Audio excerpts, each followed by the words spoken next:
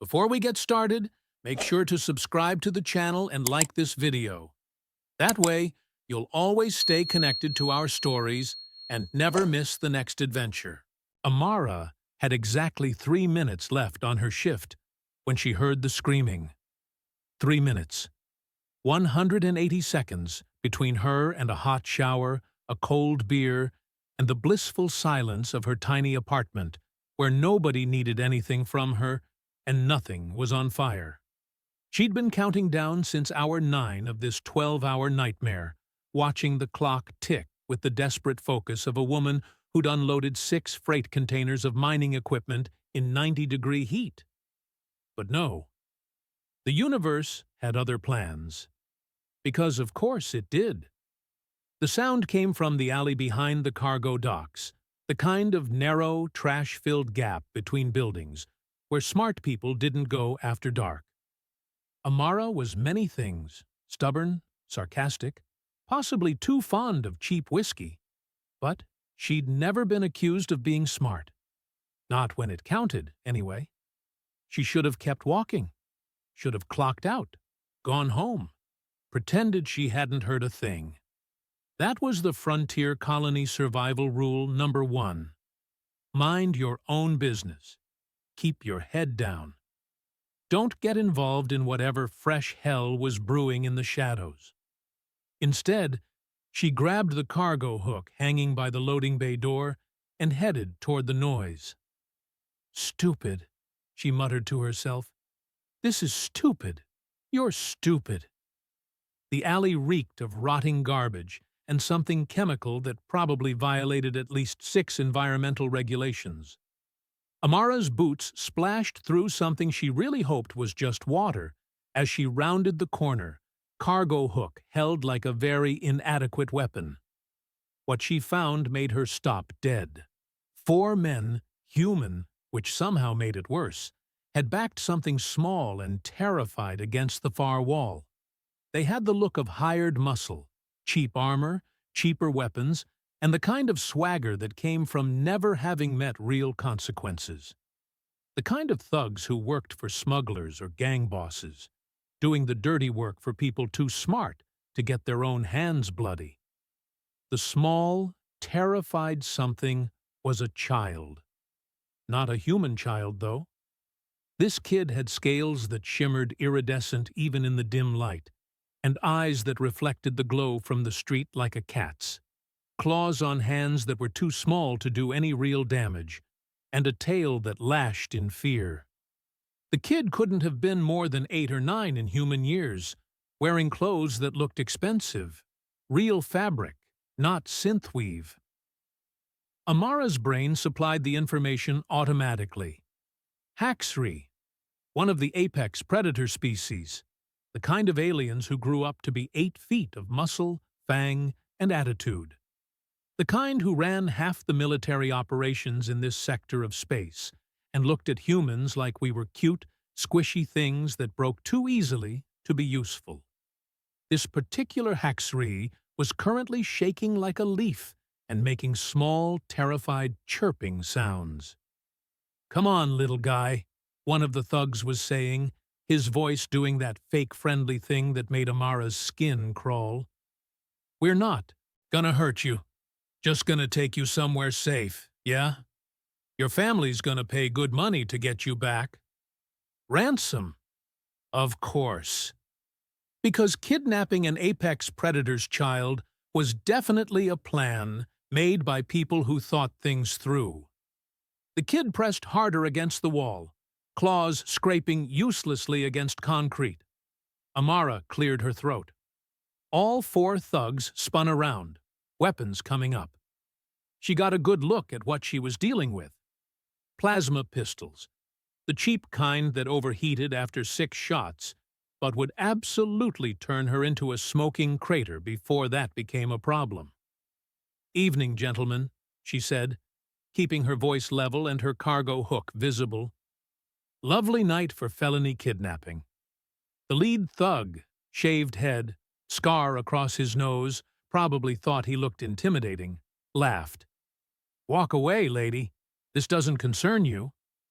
"See? I would." Amara said, taking a step forward. I really would. I've had a long day. My back hurts.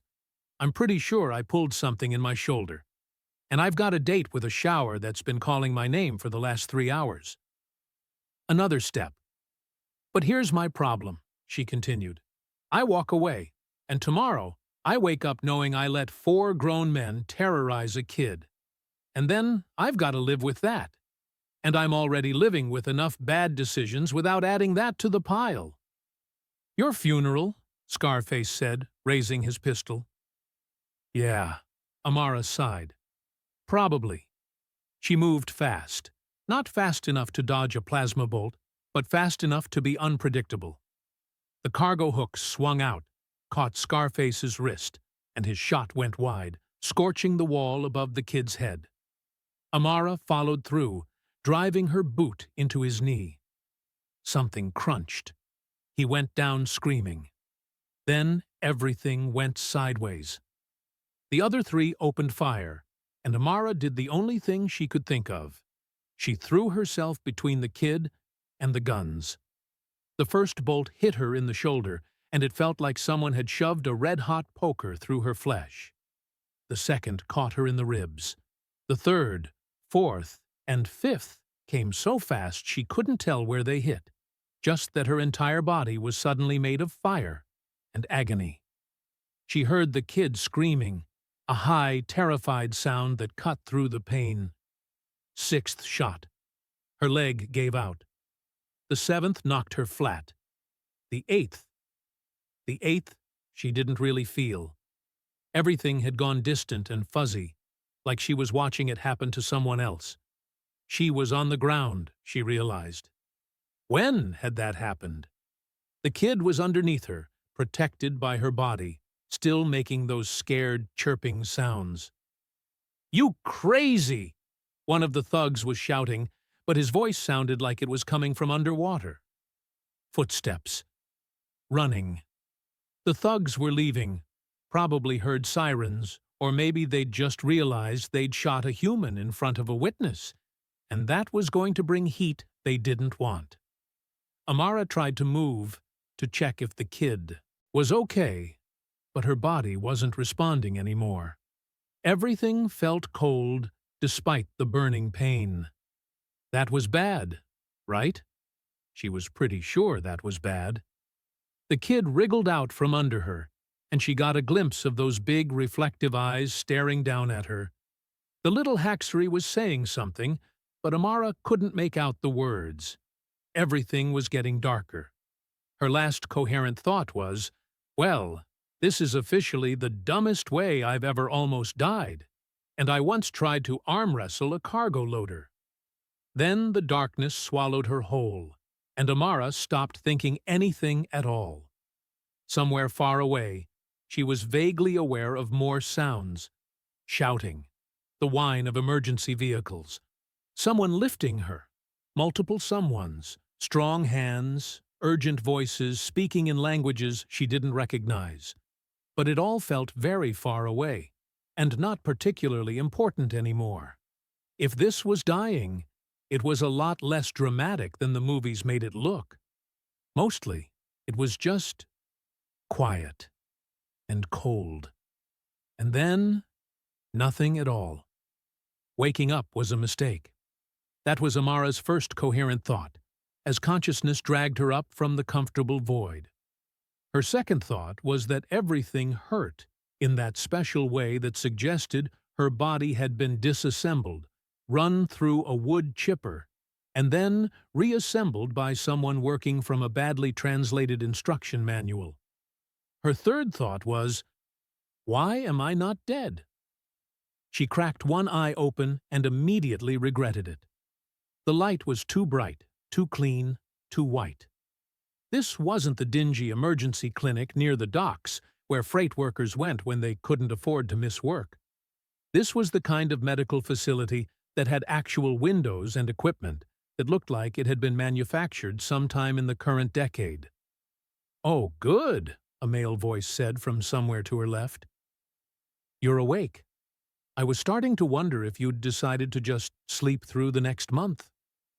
Amara turned her head, slowly, because apparently her neck had opinions about sudden movements, and found a human man in a white coat sitting in a chair beside her bed. He was maybe 50, with gray streaking through dark hair, and the kind of tired eyes that said he'd seen some things and wasn't particularly impressed by any of them. "Where?" Her voice came out like gravel. She tried again. "Where am I?" "Mercy General, Upper District," the man said. "I'm Dr. Harry. And before you ask, yes, you should be dead. No, I don't know how you're not. And yes, someone paid for the very expensive treatment that's the only reason we're having this conversation." Amara processed that. Upper District, the fancy part of Iron Haven where people had things like savings accounts and furniture that matched. She'd been there exactly once to deliver a package and had felt out of place the entire time. "How long?" she asked. "3 weeks, give or take," Harry said. "You were in a medically induced coma while the regenerative treatment did its work. You took 8 plasma bolts at close range. Your shoulder was slag, 3 ribs were powder, your left lung was perforated, and your femur had a hole in it the size of my fist." He said it clinically, like he was reading a grocery list. Amara appreciated that. She didn't need sympathy. She needed information. "The kid?" she asked. Harry's expression shifted into something that might have been amusement. "The kid is fine. Not a scratch on him thanks to you using your body as a meat shield. Which, for the record, was either the bravest or stupidest thing I have seen in 20 years of emergency medicine. And I once treated a guy who tried to fight a cargo mech with his bare hands." "Stupid," Amara said. "Definitely stupid." "Well, the kid's family disagrees." Harry stood up, and there was something in his posture that made Amara nervous. "Which brings me to the complicated part of this conversation. You've got visitors, a lot of them, and they've been waiting very patiently for you to wake up." "Visitors?" Amara tried to sit up and discovered that her body had strong feelings about that plan. "Who?" "The kind that travel with armed escorts and diplomatic credentials," Harry said. "The kind that make hospital administrators very, very nervous. The kind that— Look, I'm just going to say it. There are Haxry Imperial Guards outside your room right now, and they've been there for 2 weeks." Amara stared at him. "I'm sorry. There are— what?" "Imperial Guards. Elite military. The kind of soldiers who could probably take out this entire building without breaking a sweat." Harry ran a hand through his hair. "Turns out the kid you saved wasn't just any Haxry cub. His name is Rennick, and his father is High Commander Naxrill. As in, one of the most powerful military leaders in Haxry society. As in, the kind of person who can make entire planets nervous." The room suddenly felt too small. Amara's brain, still fuzzy from 3 weeks of forced unconsciousness, tried to process this information and failed spectacularly. "Oh," she said. "Oh, that's just fantastic." "It gets better," Harry said, and his tone suggested it absolutely did not get better. "The commander wants to meet you. He's been asking every day when you'd wake up. And before you ask, no, you can't say no. I mean, you can, but I don't recommend it. These people take honor and debts very seriously." "How seriously?" "The kind of seriously where refusing to meet him would be considered a grave insult and might cause an interstellar incident," Harry said. "So, you know, no pressure." Amara closed her eyes and counted to 10, then 20. Then she gave up because numbers weren't making this situation any less insane. "Fine," she said. "Wheel him in. Let's get this over with." "You sure? You just woke up. I can tell him you need more time."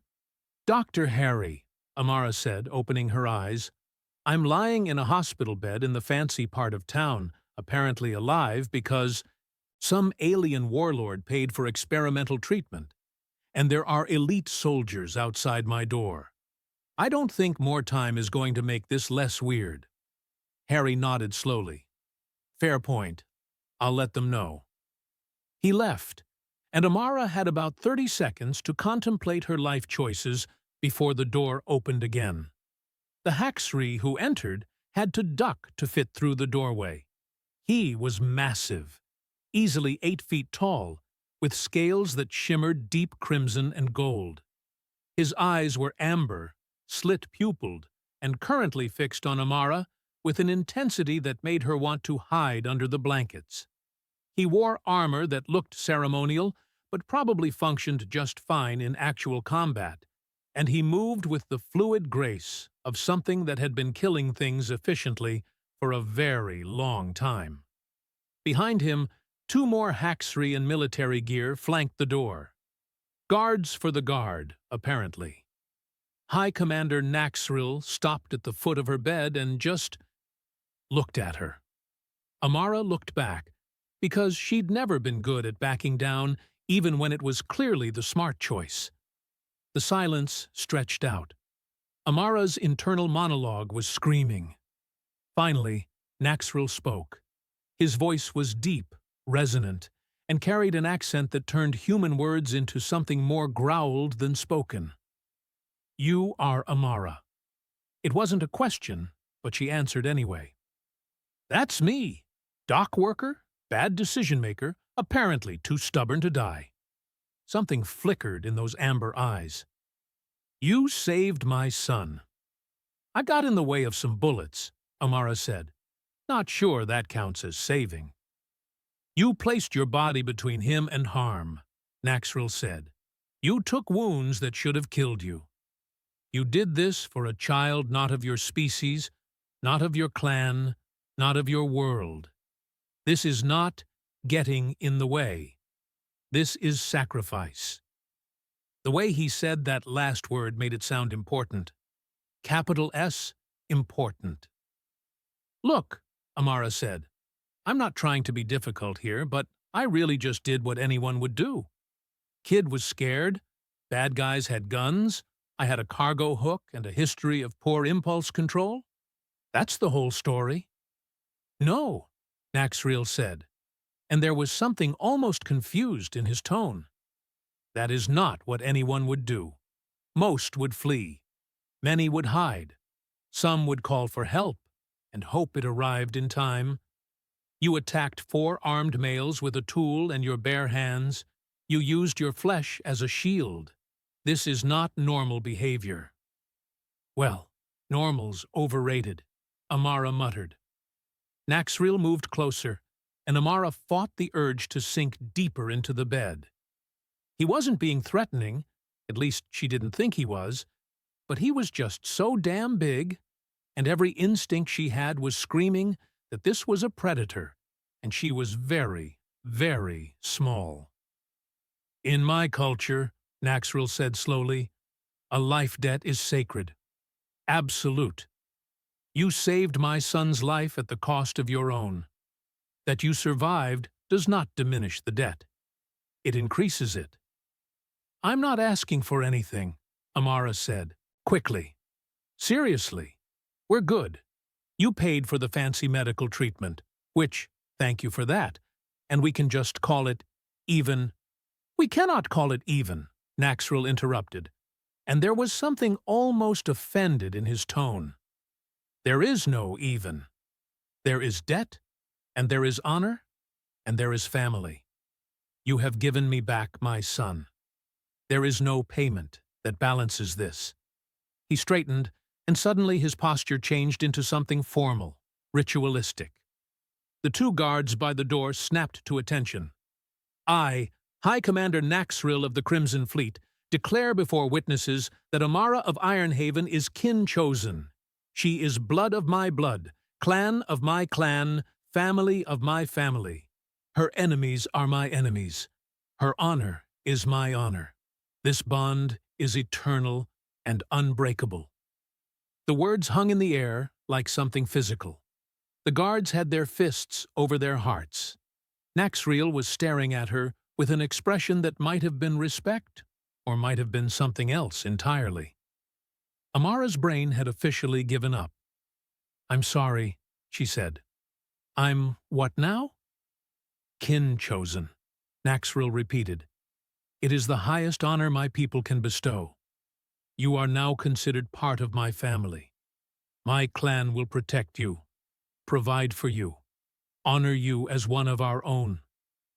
"But I'm human," Amara said, because apparently that was where her brain had decided to make it stand. "I'm not. We're not even the same species.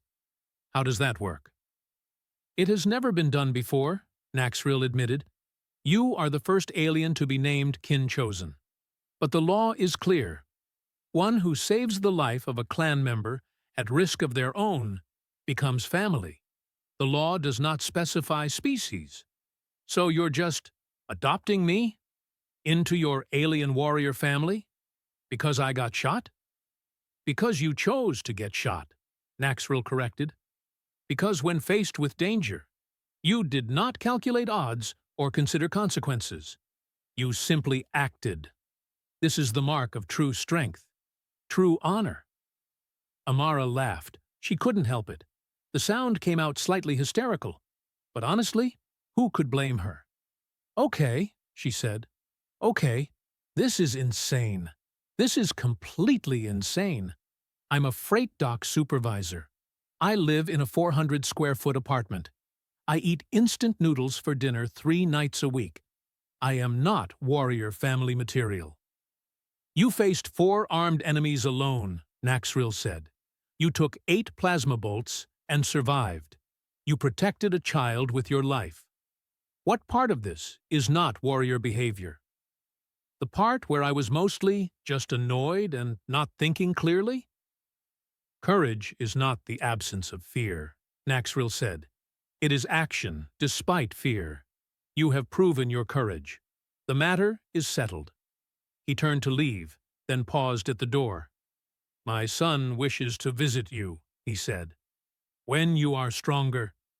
He has been asking every day." "The kid's okay?" Amara asked. "Really okay?"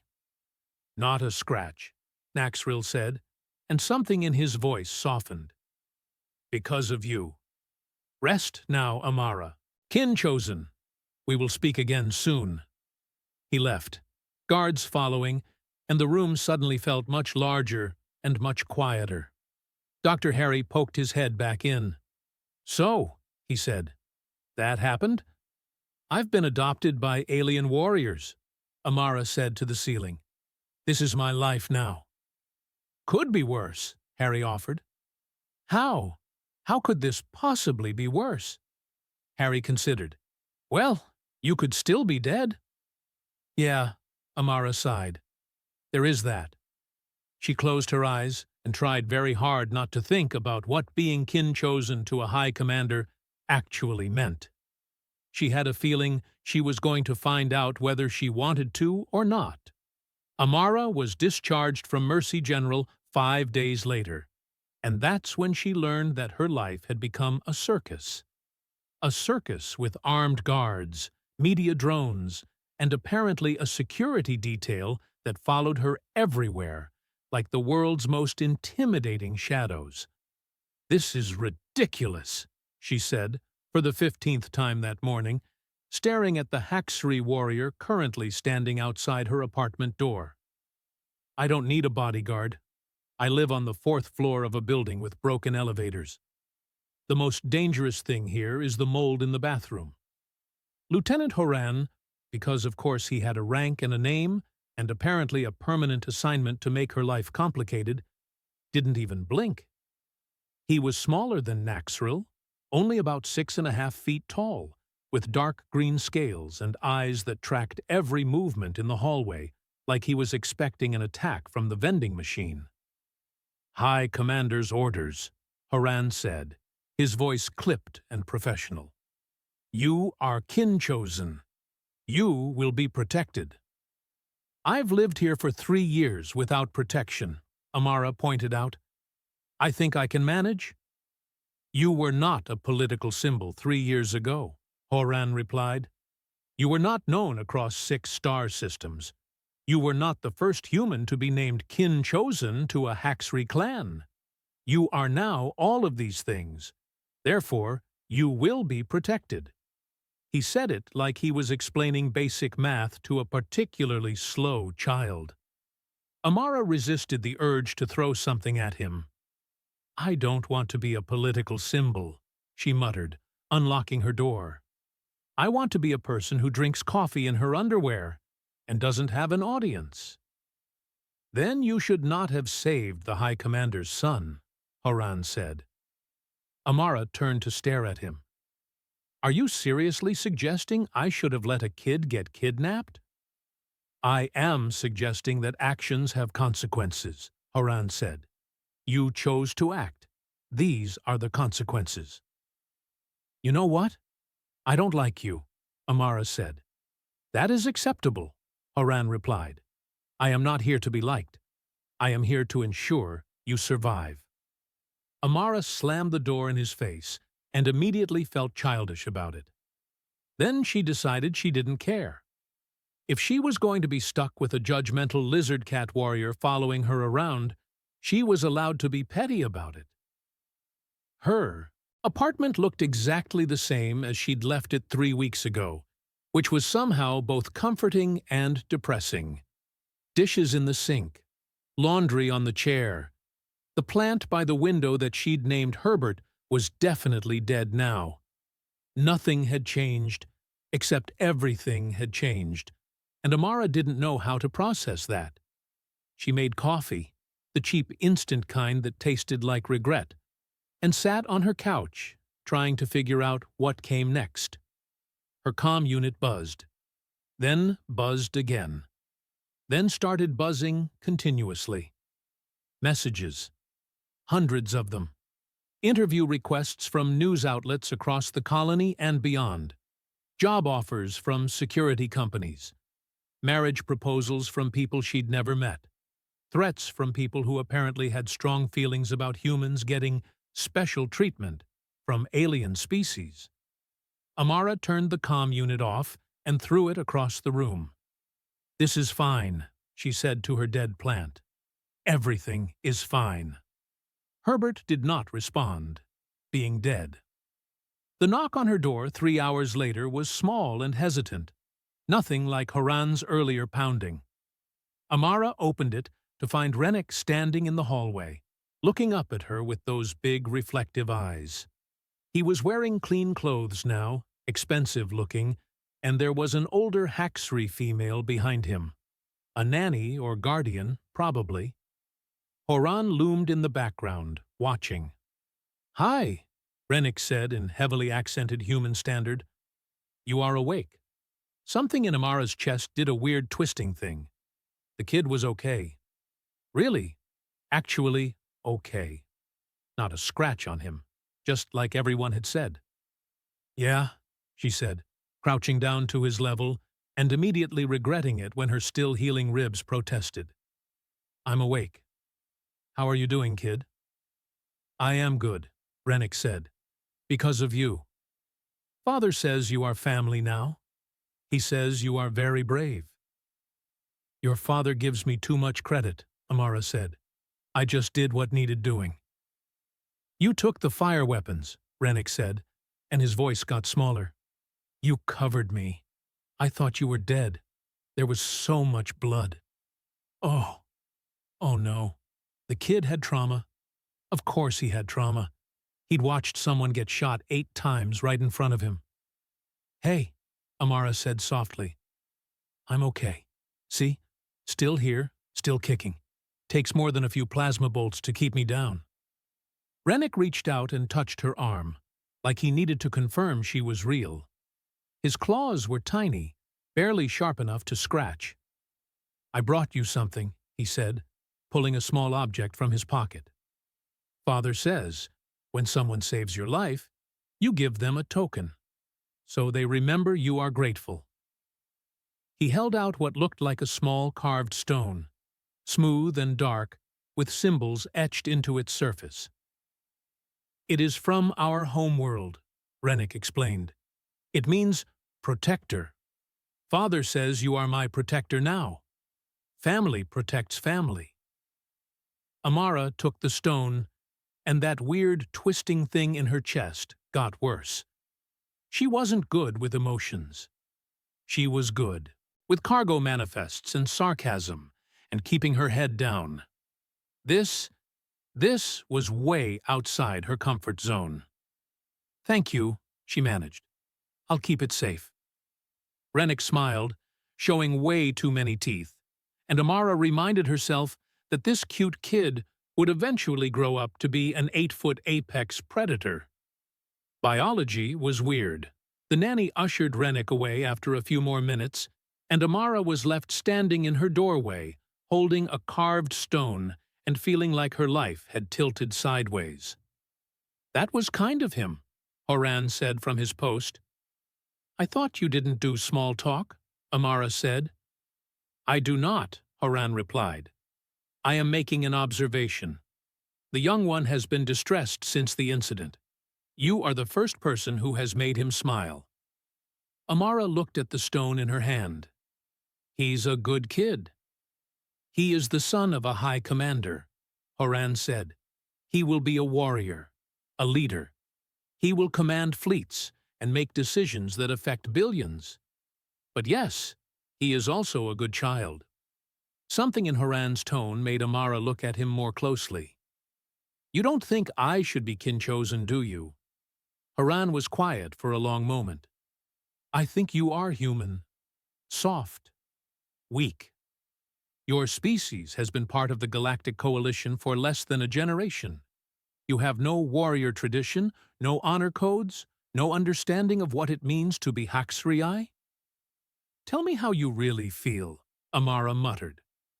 "But," Horan continued, "the High Commander has made his decision, and the High Commander does not make decisions lightly. So I will protect you, whether I understand his reasoning or not." "How inspiring," Amara said, really feeling the family love here. "You want honesty or comfort?" Horan asked. "I can provide only one." "Honesty's fine," Amara sighed. "I've had enough smoke blown up my—" The explosion cut her off. It came from below, a massive boom that shook the entire building. Amara stumbled, and Horan moved faster than anything that size should be able to move, pulling her back into her apartment. "Stay down!" he barked, and suddenly he had a weapon in his hand. Where had he been keeping that? And was speaking rapidly into a comm unit in his own language. "What the hell?" Amara started. Another explosion. Closer. The lights flickered. "We are under attack," Horan said, scanning the hallway. "Someone has breached the building perimeter. We need to move. Now." "Attack? Who's attacking?" "Does it matter?" Horan grabbed her arm, carefully but firmly. "There are people trying to kill you. We can discuss their motivations after you are not dead." He pulled her into the hallway, and Amara's brain finally caught up with what was happening. Someone was trying to kill her. Actually, genuinely trying to kill her. Because she'd saved a kid and become famous, and apparently that made her a target. "I really hate my life right now," she said. "Complain later," Horan said. "Run, now." They ran. The stairwell was full of smoke, and Amara could hear screaming from the lower floors. Horan moved like he'd done this 1,000 times, weapon up, checking corners, keeping himself between her and any potential threats. They made it down 2 floors before the attackers found them. 3 figures in tactical gear, faces covered, weapons raised. They opened fire without warning, and Horan shoved Amara behind a concrete pillar hard enough to knock the wind out of her. He returned fire, and the sound was deafening in the enclosed space. 1 attacker went down. Then another. The third got a shot off that scorched the wall inches from Amara's head. Horan moved, fast and brutal, and suddenly the third attacker was on the ground with Horan's claws at his throat. "Who sent you?" Horan demanded. The attacker said nothing. Haran applied pressure, and the attacker made a choking sound. Who sent you? The collective, the attacker gasped. The collective of rational governance. You're contaminating the galaxy. Humans don't belong. Haran knocked him unconscious before he could finish. We need to move, he said, pulling Amara up. There will be more. They made it to the ground floor and out into the street, where chaos reigned. Emergency vehicles, security forces, and a crowd of onlookers with cameras.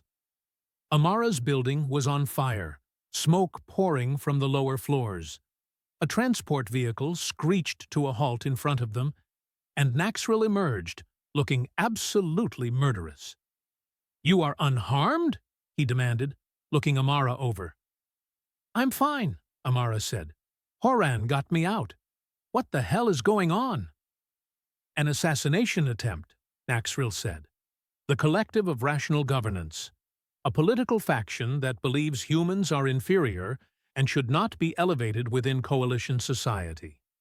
They see your kin-chosen status as an insult to superior species. So they tried to blow me up, Amara said. That seems excessive. They tried to make a statement, Naxrill said. They failed, and now they will face consequences.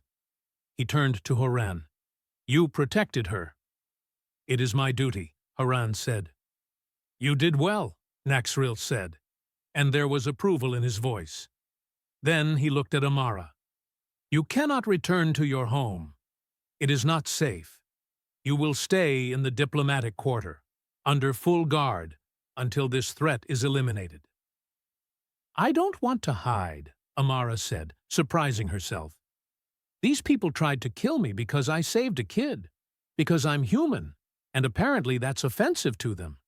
If I hide, they win.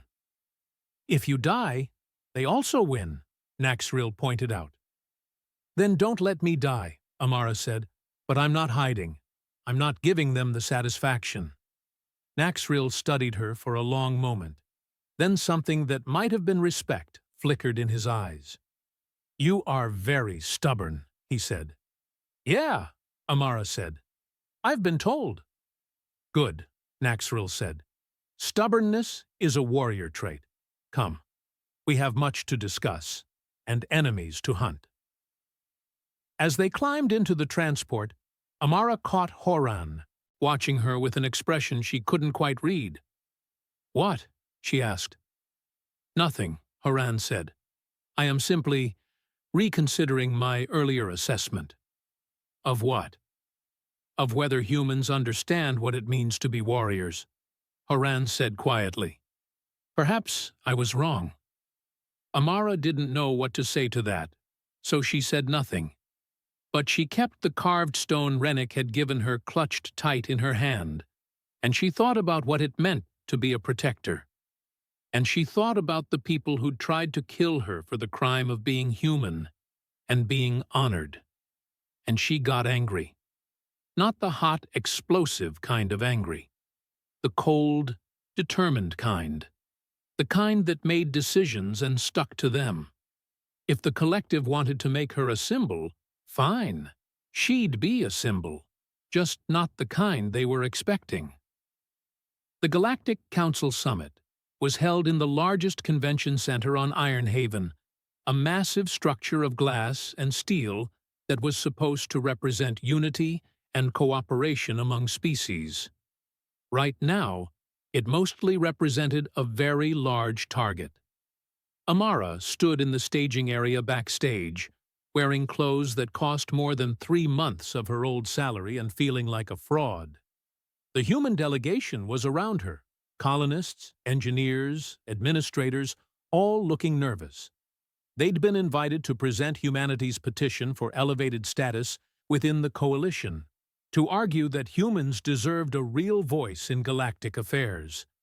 And Amara was supposed to be their symbol, their proof that humans were worthy. No pressure. You do not have to do this, Naxrill said from beside her. He'd been against the plan from the start, but Amara had been stubborn. and eventually he'd given in. We have intelligence that the collective will strike today.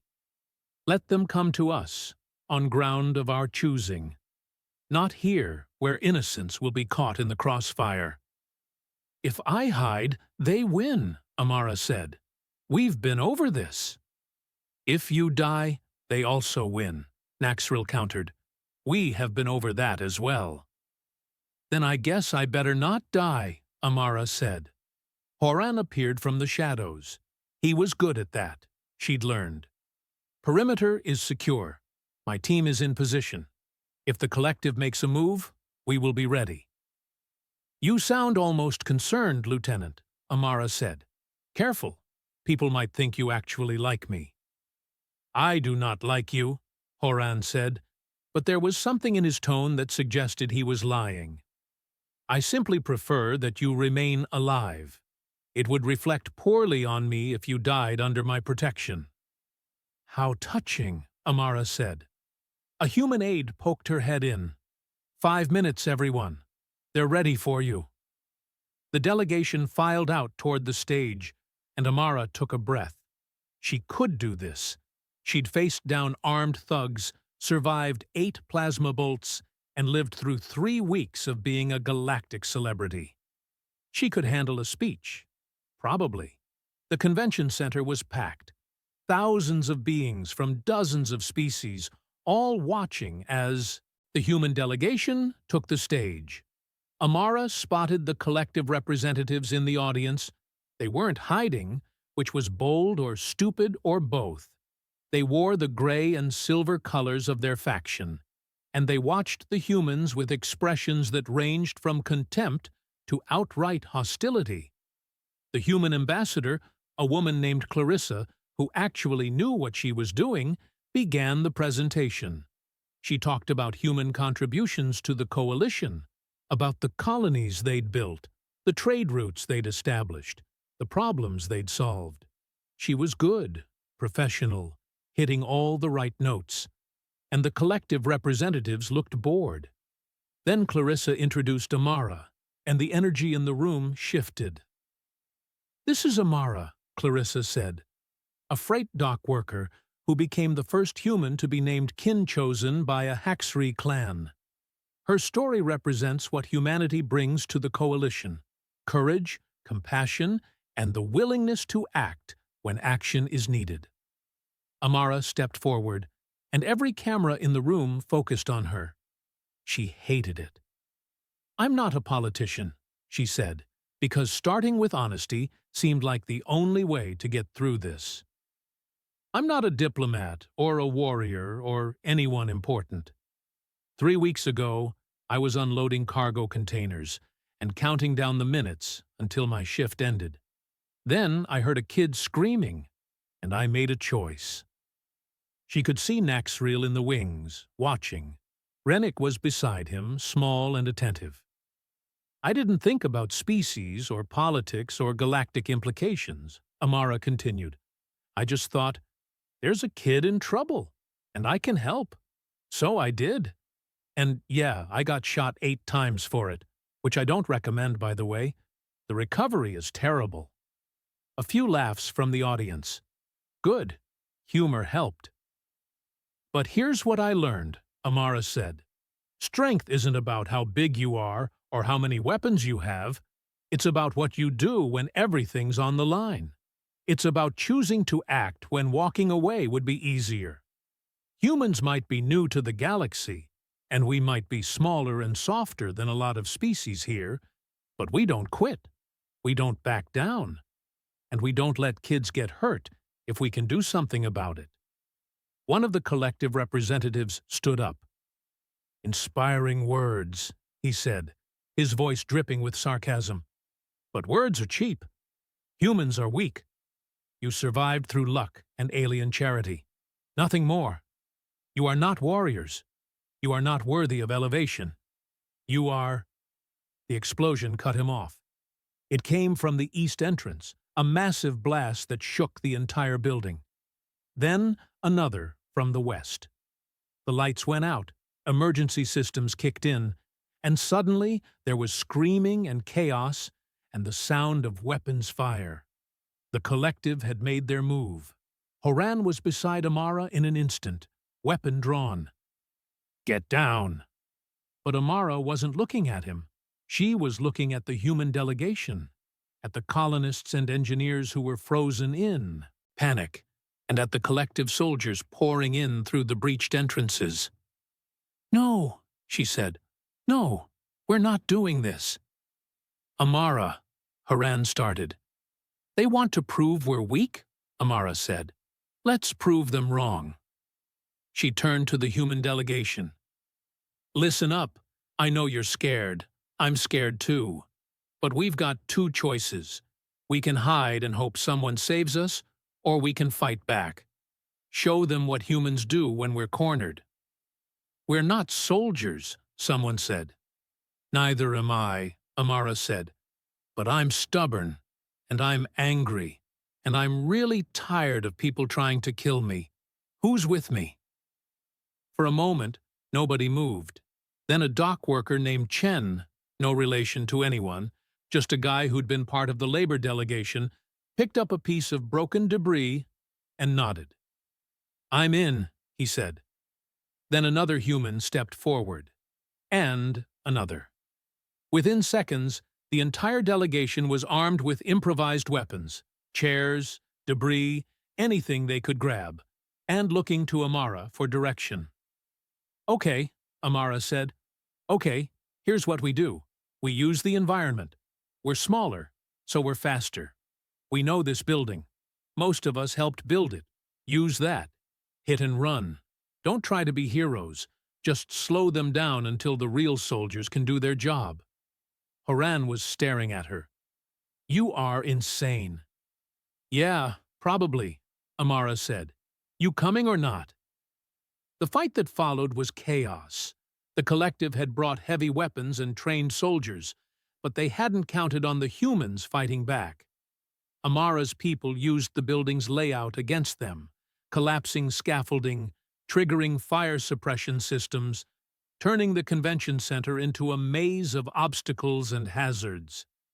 Amara herself fought with a piece of pipe and pure spite, staying close to Haran, who was cutting through collective soldiers with brutal efficiency. She wasn't trying to win fights, she was trying to survive them. And there was a difference. A collective soldier cornered her near the stage, weapon raised. Amara threw her pipe at his face, ducked under his return fire, and kicked out his knee. He went down, and she grabbed his weapon, even though she barely knew how to use it. "Amara!" Horan shouted. "Behind you!" She spun, fired without aiming, and somehow hit the soldier who'd been sneaking up on her. Luck or instinct, she didn't know, and didn't care. The battle raged for what felt like hours, but was probably only minutes.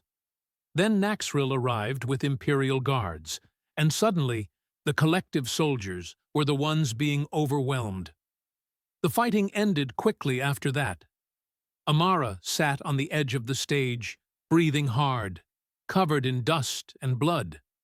Some hers, most not, and watched as collective soldiers were rounded up and restrained. Naxril approached, and he looked impressed? It was hard to tell with Haxrai expressions. "You rallied your people," he said. "You fought." "We fought," Amara corrected. "All of us. That's what humans do. We're stubborn like that." "I am beginning to understand," Naxril said, "why the High Commander chose you as kin chosen." Amara looked up to find Horan standing there, and there was something different in his eyes. Respect, maybe. Or at least the beginning of it. "You were right," Horan said quietly. "I did not understand what it meant to be human. I thought weakness was physical. I did not account for strength of will." "Does this mean you like me now?" Amara asked. "I tolerate you," Horan said. "It is a start." The aftermath took hours to sort through. The collective's leadership was arrested, including Ambassador Lixoth, who'd orchestrated the entire operation. Turned out he was Haxri himself, a high-ranking official who'd believed that associating with humans would weaken his species. He'd arranged the original attack on Rennick, hoping to prevent any human-Haxri alliance from forming. He'd failed spectacularly. The Galactic Council, having watched humans fight back against overwhelming odds, voted to grant humanity elevated status within the coalition. It wasn't unanimous, but it was decisive. Amara declined the medals and ceremonies that followed. She'd had enough of being a symbol. 2 months later, she was back at the docks, not as a supervisor this time, but as a liaison between human workers and alien trade partners. It was still manual labor, still long hours, but it paid better and came with significantly fewer assassination attempts. Rennick visited once a week, usually with Horan in tow. The kid was learning human customs and teaching Amara Haxri ones, and it was weird and awkward and kind of wonderful. Naxril stopped by occasionally, always formal, always respectful.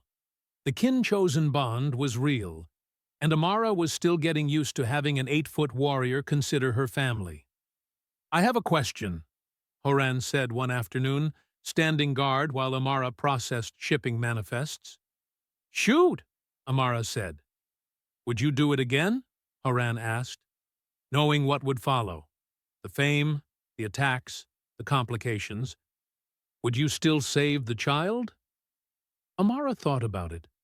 About the plasma bolts and the pain and the 3 weeks in a coma. About becoming a political symbol and a target. About her apartment burning and her quiet life ending. Then she thought about Rennick's smile and the carved stone she kept in her pocket. "Yeah," she said. "I would." "Why?" Horan asked. "Because he's a kid," Amara said simply. "And kids shouldn't have to be scared. That's reason enough." Horan nodded slowly. "I have been assigned as permanent liaison to human space," he said. "I requested the position." "Oh, great," Amara said. "I'm stuck with you now?" "It is my honor," Horan said. "That's what I was afraid of," Amara replied. But she was smiling when she said it. The galaxy had changed its view of humanity. They were no longer the soft, weak newcomers. They were the species that fought back, that protected their own, that refused to quit even when the odds were impossible. And Amara, who just wanted to finish her shift and go home, had somehow become the symbol of all that. It was ridiculous. But maybe, she thought, ridiculous wasn't so bad after all.